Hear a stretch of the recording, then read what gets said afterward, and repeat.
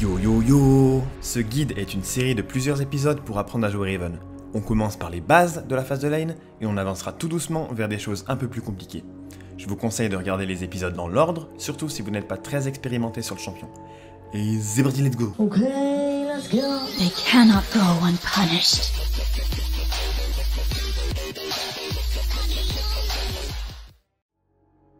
Il y a différentes manières de trade en lane, mais il y en a une qui est beaucoup utilisée et dans de nombreux match-ups.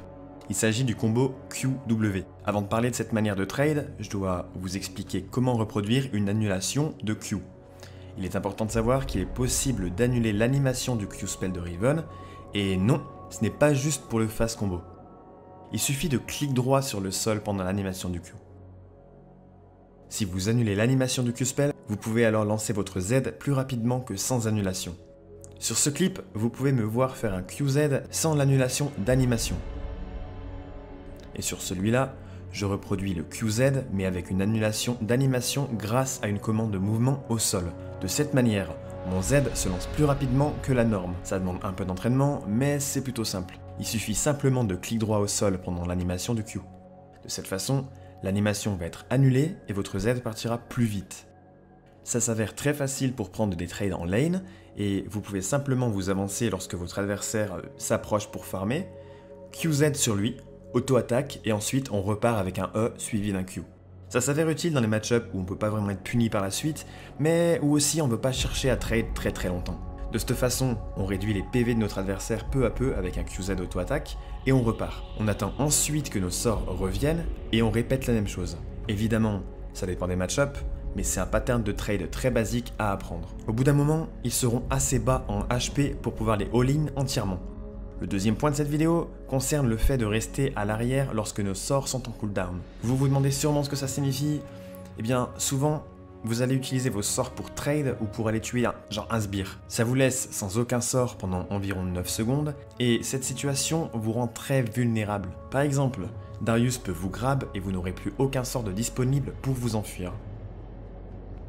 Vous allez donc mourir, ou alors vous allez devoir flash. Donc, quand vos sorts sont en cooldown et que vous n'avez rien pour fuir, restez en arrière et attendez le retour de vos sorts, puis retournez farm une fois de retour. Ça sert à rien de récupérer 40 gold si en retour vous perdez tous vos HP ou même votre flash. Le dernier point, c'est la prolongation du Q-spell. Le temps de recharge du Q-spell de Riven débute au moment où elle lance le premier, et non le dernier. Ça signifie que si vous attendez le dernier moment pour lancer le prochain Q-spell, le temps de recharge entre le troisième et le premier sera très bas, ce qui peut surprendre vos adversaires si vous les engagez avec un troisième Q, ne s'attendant donc pas au retour de votre prochain Q d'aussitôt.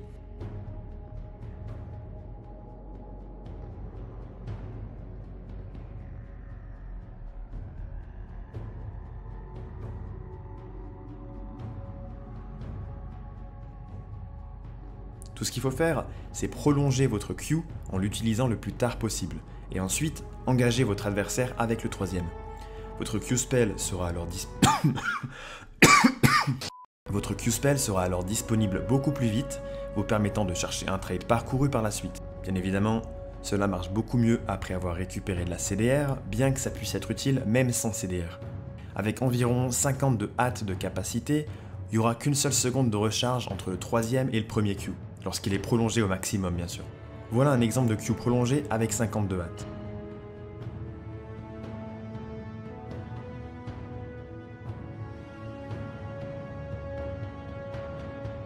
Alors pensez à toujours prolonger votre Q, même lorsque vous n'êtes pas en train de trade. C'est genre super important.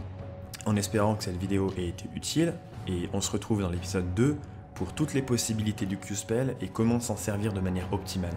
Et salut YouTube! Makes me feel alive. Lately, I've been losing sleep, dreaming about the things that we could